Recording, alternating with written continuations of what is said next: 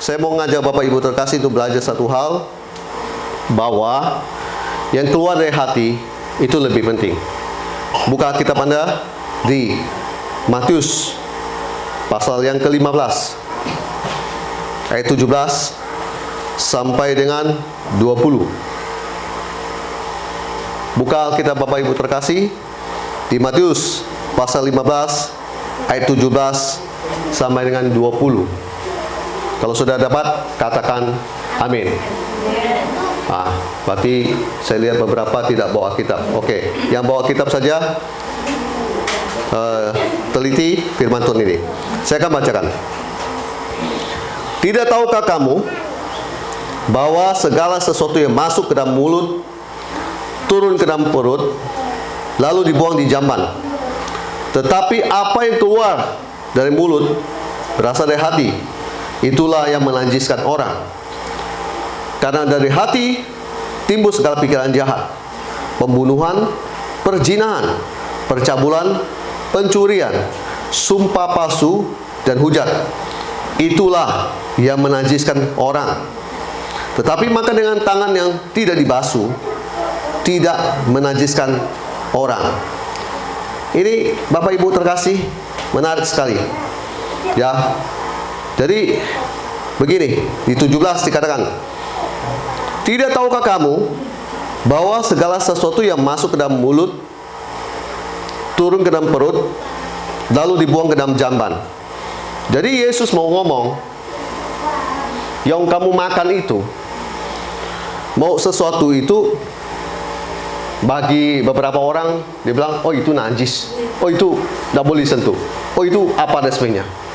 Bagi Yesus, kalau yang masuk ke mulutmu itu, yang kamu makan itu persoalannya tidak, dampaknya tidak besar atau memberikan sesuatu dampak terhadap kekudusan hatimu, hidupmu. Saya ulang kembali. Jadi Yesus mau sampaikan gini, yang kamu makan itu, efeknya itu cuma dibuat di tubuh. Amin. Paham ya, jemaat yang di depan sini, paham ya? Yang kamu makan ini cuma berdampak buat tubuhmu.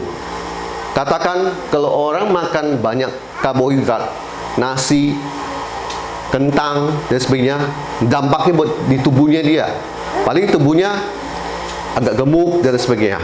Kalau dia istilahnya banyak minum manis, gula dan sebagainya, baik dampaknya ya Bapak Ibu sendiri bisa tahu.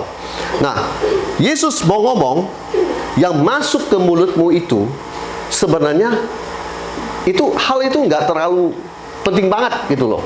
Ada yang lebih penting. Gini. Nah, rupa-rupanya gini. Yesus mau ngomong gini. Di 18. Yang keluar dari mulut itu berasal dari hati. Nah, Yesus sedang membahas rupanya yang berasal dari hati ini, kemudian yang keluar dari mulut itu yang bisa mencemarkan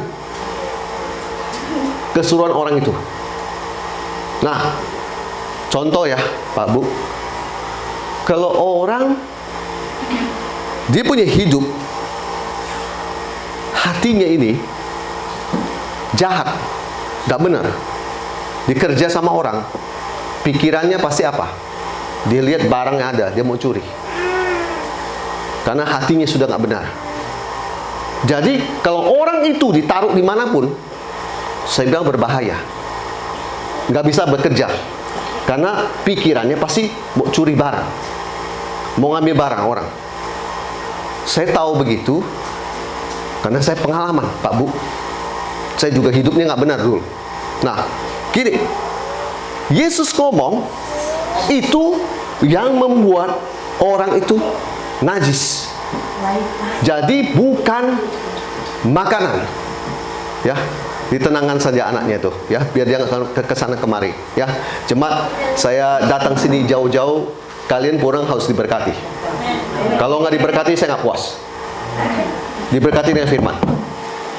Mari perhatikan, gini. Makanan itu Yesus ngomong nggak terlalu penting. Mau makan babi, mau makan apa, dia nggak terlalu penting sebenarnya.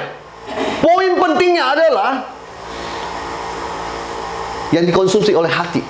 Rupa-rupanya hati itu, manusia itu, Alkitab berkata, timbul segala pikiran jahat. Dengar baik, pembunuhan, perzinahan, pencabulan, pencurian, sumpah palsu, dan hujat. Itu memang benar. Coba, hati ini bisa kadang-kadang lihat perempuan berpakaian seksi lewat. Kalau laki-laki yang hatinya gak benar, pasti pikiran apa? Bagaimana saya dekati cewek itu? Nah, itu kan gak benar. Dari hati timbul itu pikiran jahat. Amin. Kenapa orang bisa berselingkuh? Kenapa orang bisa nggak benar dan sebagainya? Itu dari hati dia timbul. Nah, lalu kalau jemaat bertanya, kenapa bisa terjadi begitu? Makanya saya mau bilang begini, Pak Bu, Yesus itu sebenarnya mengajarkan kepada kita gini. Satu begini. Kalau di 19 kan gini, karena dari hati timbul segala pikiran jahat. Saya kalau lihat bahasa Inggrisnya itu lebih jelas di terjemahan King James. For out of the heart proceeds evil thought. For out of the heart proceeds evil thought. Jadi dia bilang gini, keluar dari hati memproses pikiran jahat. Terjemahannya lebih tepat begini. Karena timbul dari hati, karena dari hati timbul segala pikiran jahat. Kurang kena terjemahannya. Yang lebih tepat terjemahannya, keluar dari hati memproses pikiran jahat. Jadi pikiran jahat itu diproses keluar dari hati. Amin. Amin. Setuju? Belum semua, yang lain masih. Kalau nggak percaya, download Alkitab bahasa Inggris di HP Anda. Apakah saya berbohong atau tidak? Download saja di King James Version. Keluar dari hati memproses pikiran jahat. Lalu bagaimana kalau begitu? Supaya hati ini tidak memproses pikiran jahat. Kerja sama dengan orang yang dipikirkan apa? Bagaimana saya bisa mencurangi dia, keuntungannya saya ambil. Jadi dia nggak dapat apa-apa. Pikiran jahat itu. Pikiran jahat lagi apa? Saya nggak punya uang. Saya mau pinjam duit 10 juta sama dia. Habis saya pinjam, saya nggak mau balikin. Saya kabur. Pikiran jahat. Amin. Itu pikiran jahat loh. Lalu bagaimana supaya hidup kita itu nggak seperti begitu? Saya akan ngomong berdasarkan firman di Amsal pasal 4 ayat 23. Bapak Ibu sudah tahu firman itu. Jaga hati. Saya buka ya. Amsal pasal 4 ayat 23. Jagalah hatimu dengan segala kewaspadaan, karena dari situlah terpancar kehidupan. Saya dari usia kecil seperti ini, pikiran sudah jahat. Lihat barang yang di papa saya kan kerja ekspedisi dulu, ke Pemangkat dan sebagainya. Saya dulu Singkawa, papa saya kerja ekspedisi itu. Saya dulu tuh otaknya sudah otak mafia. Kecil-kecil kayak gini. Kan orang kirim sepeda ya. Apa kejahatan yang saya lakukan? Kecil-kecil saya lihat, dia punya sepeda lebih baru dari saya. Tapi kan saya nggak bisa mencuri secara keseluruhan kan? Jadi saya pretelin spare partnya. Saya pindahin ke saya punya. Yang punya saya yang tua, saya pindahin lagi ke dia. Papa saya nggak tahu, yang kirim sepeda juga tidak tahu. Sampai suatu hari orang itu bertanya, kenapa sering banget yang dikirim? Kok bukan yang baru ya? Ada yang lama, ada yang tua. Mereka mungkin mulai mencurigai siapa pelakunya. Anak kecil, ini kayak baju merah ini, sebesar begitu, pikirannya sudah mafia. Coba, Alkitab berkata, jaga hatimu dengan segala kewaspadaan. Alkitab berkata, jaga hatimu. Alkitab berkata, jaga hatimu dengan segala kewaspadaan. Artinya, kamu harus ekstra jaga hatimu. Kerja di tempat yang dugem, udah malam dan sebagainya, bilang, oh nggak apa-apa, saya mah baik-baik aja, saya kerja di kafe Pak Bu, karena nggak ada kerjaan. Pak Bu, nasihati anak perempuan Anda yang kerja di kafe, mana ada nggak ada apa-apa. Sebulan saya lihat ikutan jadi setan situ. Nggak percaya? Boleh tes. Taruh anakmu di kafe yang dulu singes di sini. Sebulan berantakan. Kenapa?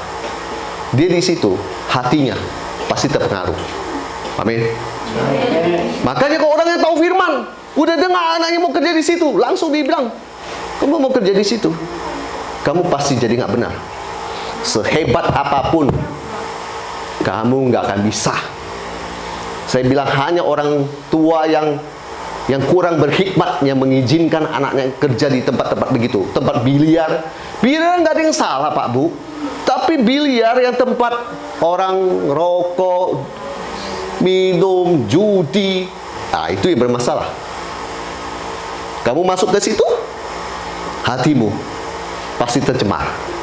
Kamu pasti ikut dengan mereka. Bapak Ibu, bayangkan ya, sekitar 5 tahun yang lalu, saya pelayanan di Kalbar. Saya belum melihat perubahannya secepat ini. Ini saya sudah ke 10 tahun. Hampir mau masuk 11 tahun. Saya ada di Kalbar. Saya nginap di hotel di Bengkayang. 2 tahun yang terakhir saya sudah lihat kafe-kafe sudah mulai menghiasi kota Bengkayang.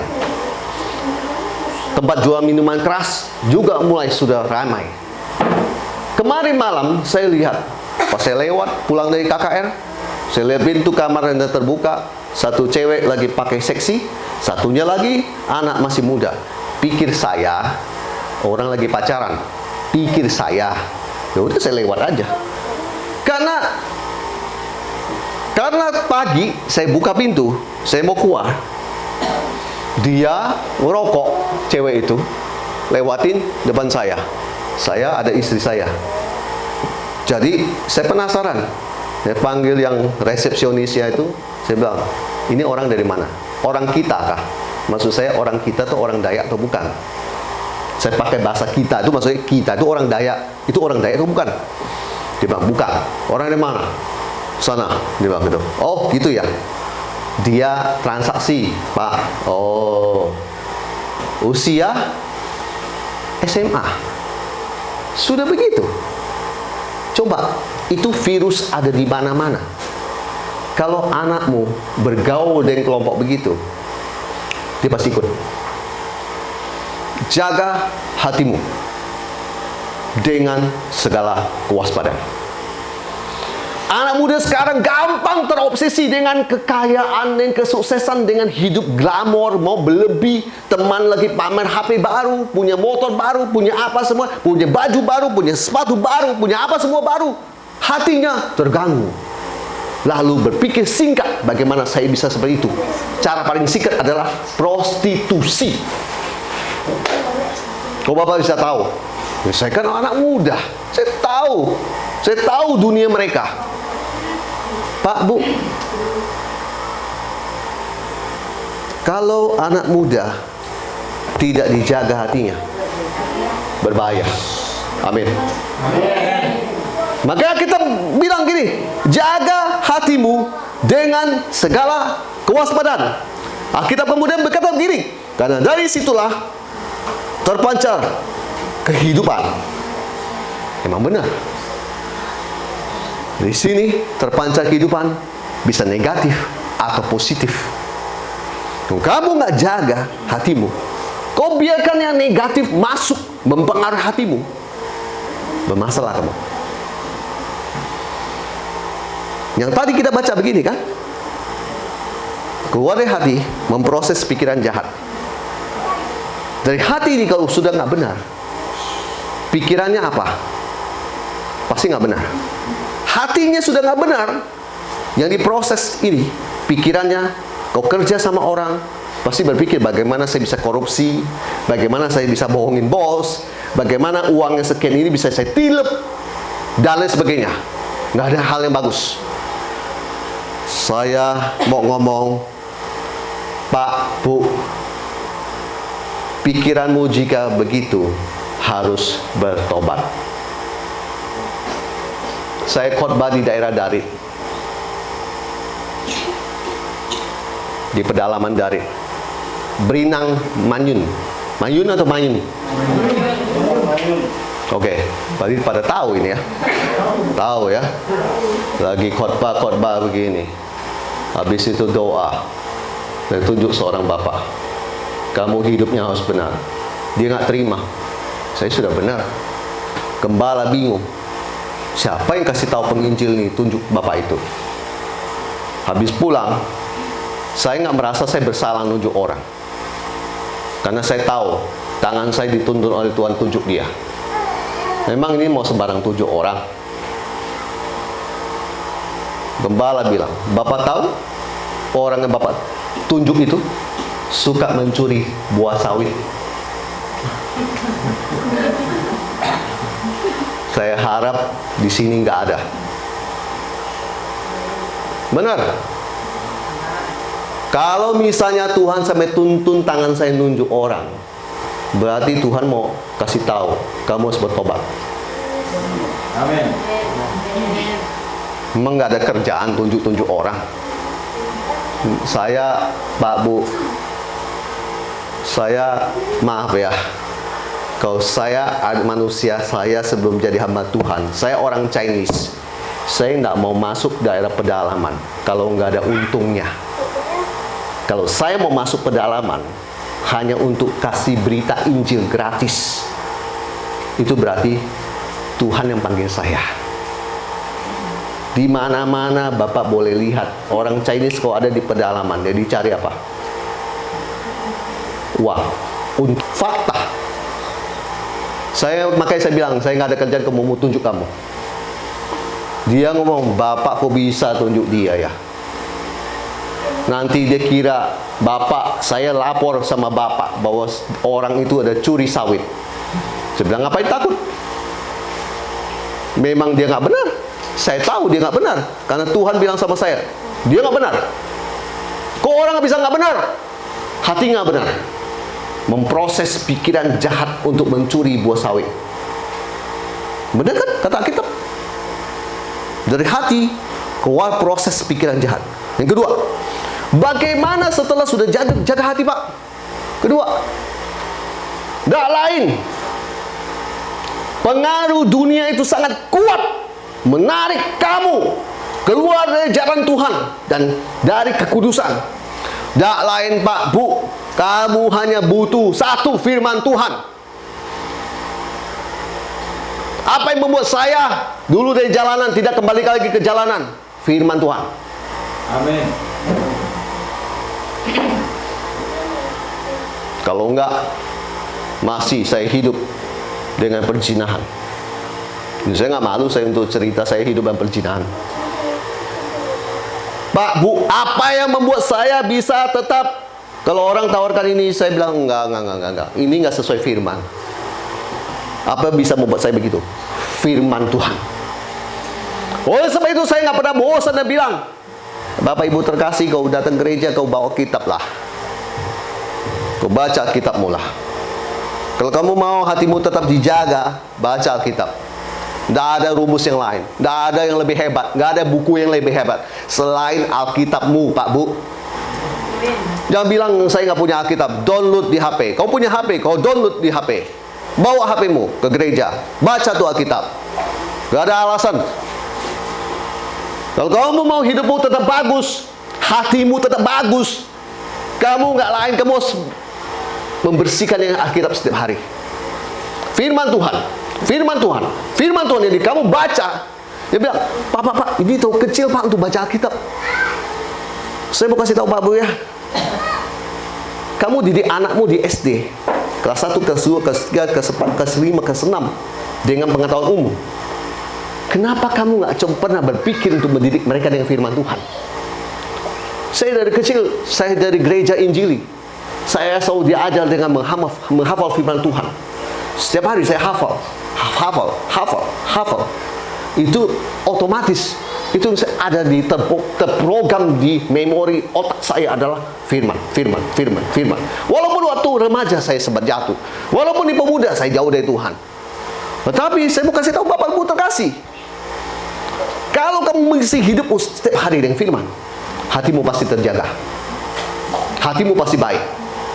Kalau hatimu baik, yang terproses di pikiranmu adalah pikiran positif. Tadi kan saya berbicara tentang orang berdosa. Sekarang saya berbicara tentang orang yang punya sikap-sikap negatif. Contoh. Sikap-sikap negatif begini ya. Seringkali saya lihat anak-anak muda sekarang, kau hadapi tantangan, kok hatinya cepat sekali kecut ya. Gak berani ambil tantangan. Suruh pindah ke kota yang lain, gak berani. Suruh apa dan sebagainya, gak berani. Pak Bu gini, kalau kamu makanannya adalah firman Tuhan, kamu akan percaya diri. Dan kamu tahu Immanuel, Tuhan menyertai kamu. Makanya kau suruh pergi sekolah di Jogja, gak bilang, saya takut pak. Kau punya Tuhan. Karena kau baca kitab, kau baca firman. Baru sedikit tantangan udah mundur. Baru dapat tawaran kerja dengan tantangan berat. Aduh pak, saya gak mampu pak. Saya mau ngomong dari mimbar ini, kamu boleh gak mampu, Tuhanmu akan memampukan kamu. Seringkali cepat mundur, cepat itu patah semangat. Kenapa ya? Saya sering menemukan anak muda zaman now kayak begitu. Kenapa? Kerjanya setiap hari habis pulang dari sekolah main game. Itu yang dia makan setiap hari. Itu yang masuk di hati dia. Gimana? Saya mau bilang, dia bisa sukses. Hatinya bermasalah, pikirannya bermasalah. Pak, Bu, jika hati Anda penuh dengan firman Tuhan, Anda berkuasa atas semua yang di bumi ini. Berapa orang lihat saya begini? Bapak tahu, Ibu tahu, saya kasih Anda kesaksian saja ya. Perhatikan sini. Saya kasih Anda kesaksian saja ya. Saya adalah, kalau saya bilang saya produk Tuhan yang gagal, tidak juga.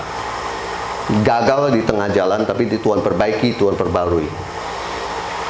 Suatu ketika di tengah perjalanan hidup saya terlalu banyak mengkonsumsi video porno, majalah porno, semua yang berhubungan dengan percabulan, berzinahan. Memproses pikiran saya jadi sangat negatif. Kalau lihat perempuan, hanya pikir nafsu. Bapak Ibu bisa membayangkan itu udah kayak hewan, binatang. Setiap pikirannya adalah bagaimana saya bisa, bersama dengan dia di hotel. Itu pikiran saya. Bertahun-tahun itu pikiran mempengaruhi pikiran saya. Suatu hari membuat saya setengah gila. Dan gila. Kalau saya lihat sesuatu seperti kayak pisau, apa sebenarnya, saya berimajinasinya kotor dan darah. Saya melihat darah, saya melihat apa sebenarnya. Sampai saya pikir saya udah mau jadi gila nih. Jadi kalau lihat ada pisau di dapur, saya akan takut. Kayak orang terintimidasi. Hati saya menuduh kamu akan membunuh mama kamu. Kamu akan ambil pisau itu gorok leher dia. Bapak Ibu tahu? Orang gila kayak begitu. Saya menyerah? Tidak. Lebih dari 3 tahun saya hafal firman Tuhan setiap hari. Lebih dari 3 tahun. Bapak Ibu tahu, saya kadang berpikir lebih baik saya mati karena sangat tersiksa. Pikiran yang kacau, lebih menyakitkan daripada koreng ataupun luka di daging. Karena ini gak bisa dikendalikan. Kalau ini gampang, kau tinggal kasih obat, sembuh. Gampang. Ini susah. Bapak Ibu tahu nggak? Setiap hari saya mendisiplinkan diri saya supaya pikiran saya dipimpin, dituntun oleh Roh Firman. Ketika pikiran itu muncul setiap menit, setiap 15 menit, setiap 10 menit, itu pikiran seperti kayak tip video, diputar terus, diputar terus, diputar terus. Saya ngomong, Tuhan, dalam nama Yesus, oleh biru-birumu, pikiranku sembuh. Tuhan, 2 Korintus pasal 5 ayat 17. Jadi barang siapa yang dalam Kristus, ia ciptaan yang baru. Yang lama sudah berlalu, sesungguhnya yang baru sudah sesungguhnya yang baru sudah datang. Itu firman saya hafalkan. Lukas pasal 10 ayat 19. Tuhan, Engkau memberi akan aku kuasa untuk menginjak ular dan kalajengking. Itu firman-firman.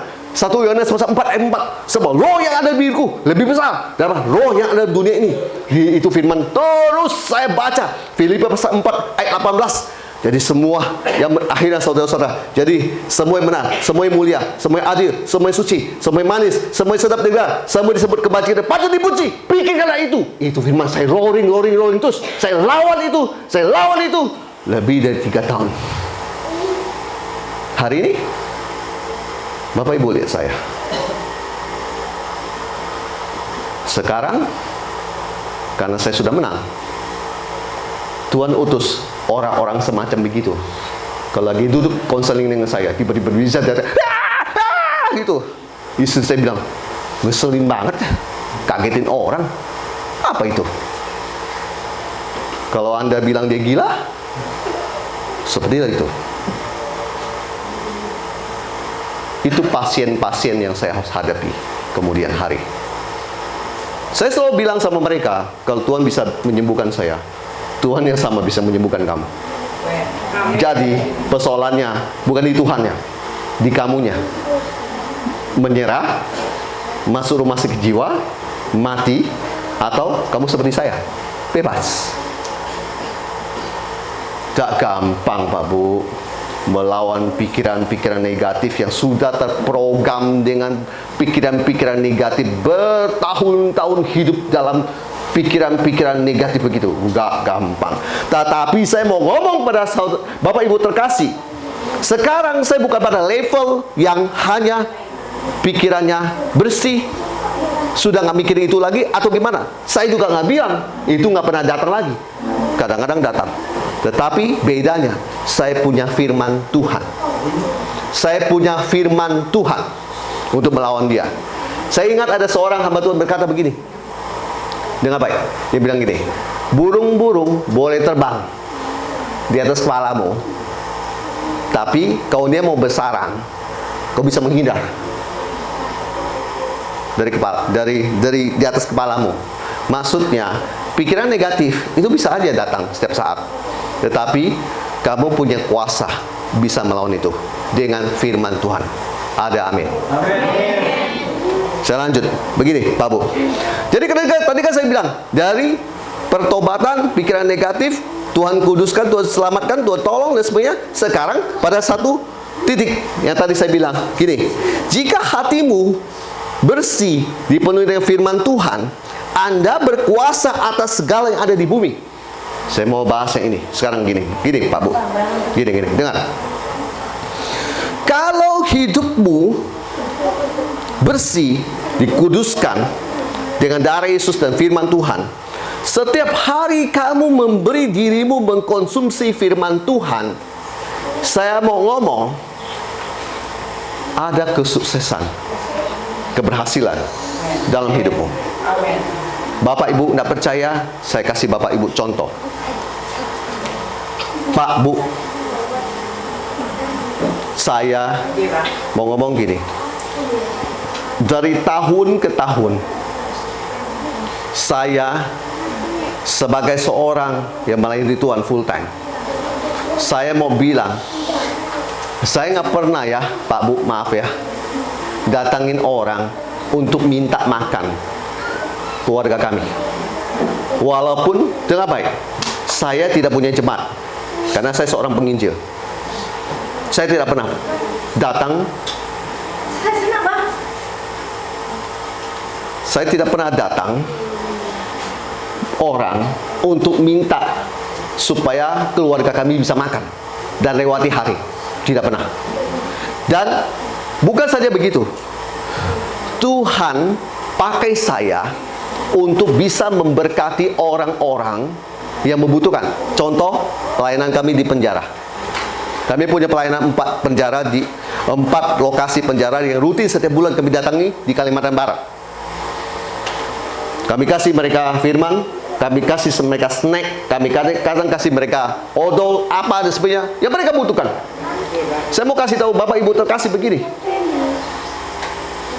Kalau hidupmu setiap hari kamu membaca firman, kamu bukan cuma hanya membersihkan hatimu supaya tetap bersih, tetapi ada sebuah kekuatan dari Tuhan, dari sorga turun kepada kamu. Ketika kau baca firman, firman itu membangkitkan imanmu. Karena dari kamu baca firman, iman timbul dari pendengaran. Pendengaran akan firman Tuhan. Amin.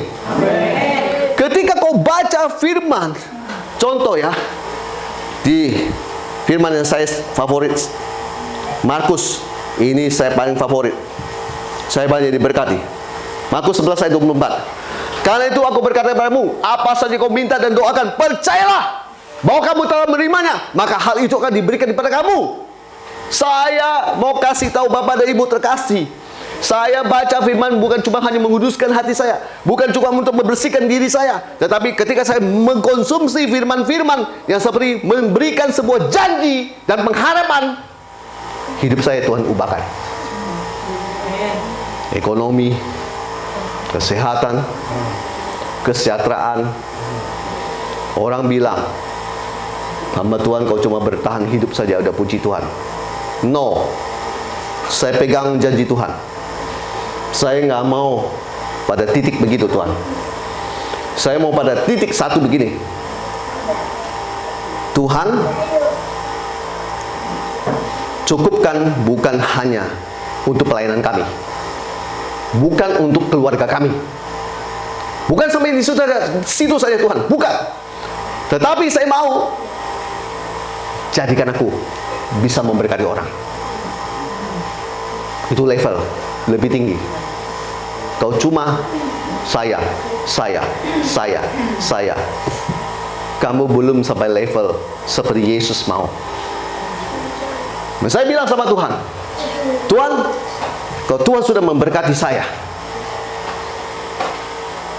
nggak mau coba cukup makan, cukup minum, kemudian cukup untuk pelayanan.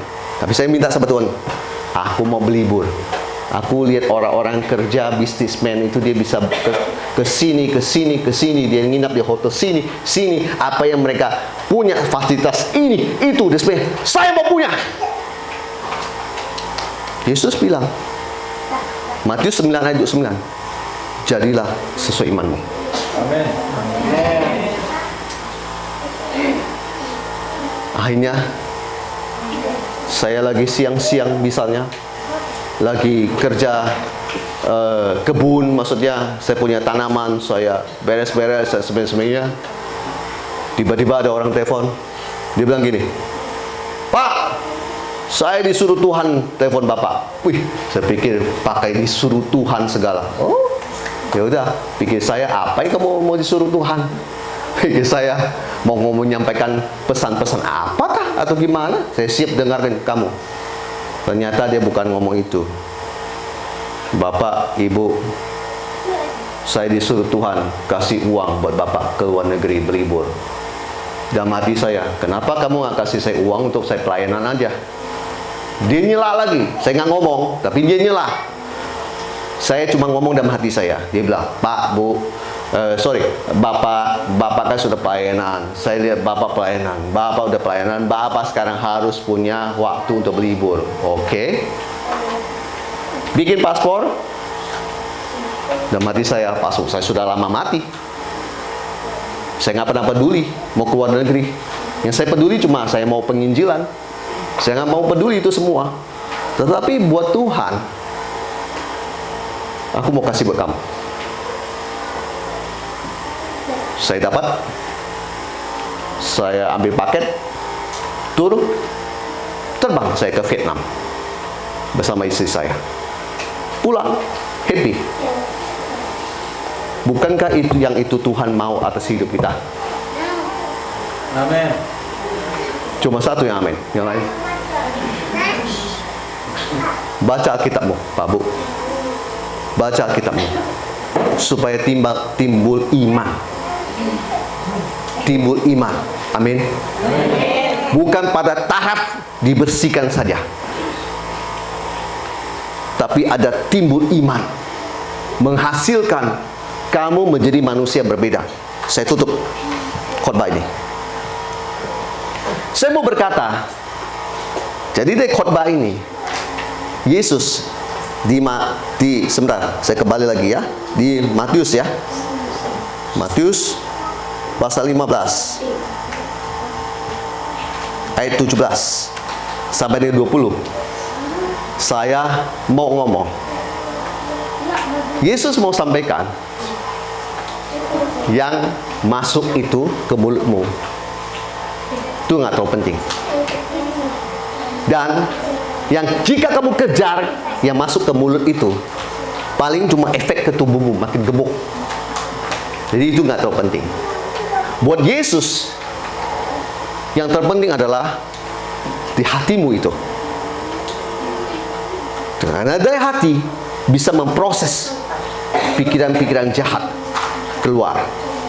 Atau dari hati bisa memproses pikiran-pikiran positif, pikiran-pikiran yakin kamu sukses, yakin kamu diberkati, yakin kamu sehat dan sebagainya. Jadi yang masuk ke hatimu itu, kata Yesus, itu sangat penting. Jadi Yesus mau kasih tahu, kau beri makan di hatimu dengan makanan rohani yang bagus, dengan hal-hal yang membuat kamu cepat khawatir, takut, terintimidasi, dan tidak percaya diri. Saya mau ngomong gitu. Kemudian saya tadi udah bilang berulang kali, kalau bapak ibu tidak jaga hatimu,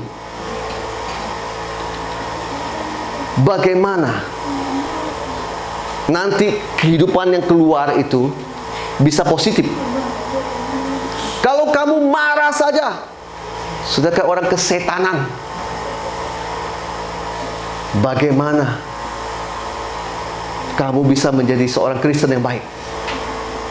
Bapak ibu paham marah kesetanan? Sampai beremosi meluap-luap begitu? Saya dulu temperamen bapak ibu. Jangan disentuh saya. Kalau sentuh saya bisa meledak. Yang kemudian lagi saya mau berkata gini, yang Yesus mau juga adalah kamu pada level 1, kamu punya hati bersih. Tapi Yesus mau kau baca firman dan kamu temukan ada janji-janji yang bisa membawa hidupmu pada kesuksesan dan kemenangan. Amin. Salah satu contohnya Markus pasal 11 ayat 24, di mana Yesus mau kamu dari hatimu terproses pikiran yakin, saya Tuhan sertai, masa depanku pasti ada, hidupku diberkati Tuhan, saya sehat.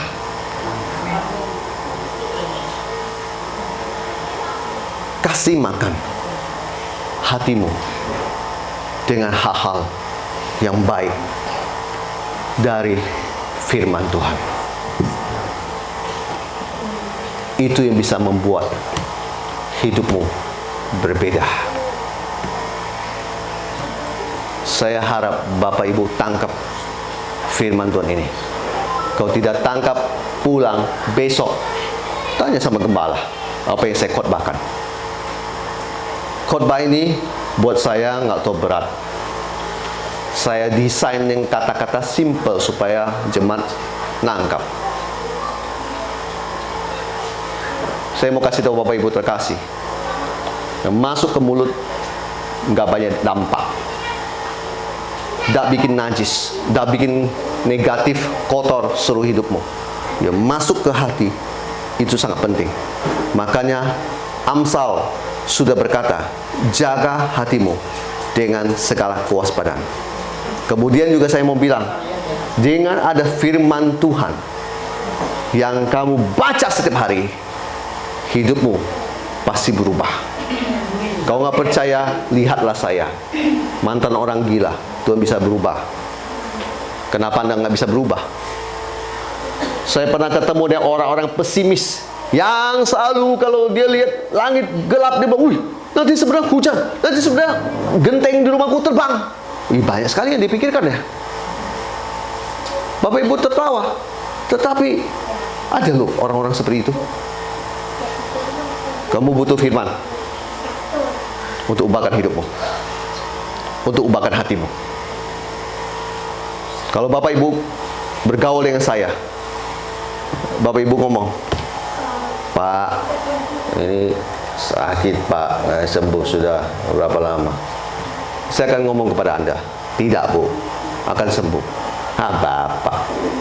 Bapak nggak pernah ngerasain sih. Saya akan jawab, "Ibu, benar, saya nggak pernah merasain. Tapi saya tahu, Yesus tahu apa yang kamu derita. Kamu disekap. Kamu disekap sama saya." Pak, Bu, gak ada Yesus nggak bisa lakukan buat kamu. Persoalannya, seringkali hatimu nggak mau percaya. Itulah permasalahannya. Bapak Ibu, biarkan malam ini Tuhan ubahkan hati Anda. Saya minta pemain keyboard, Bapak Gembala, silakan.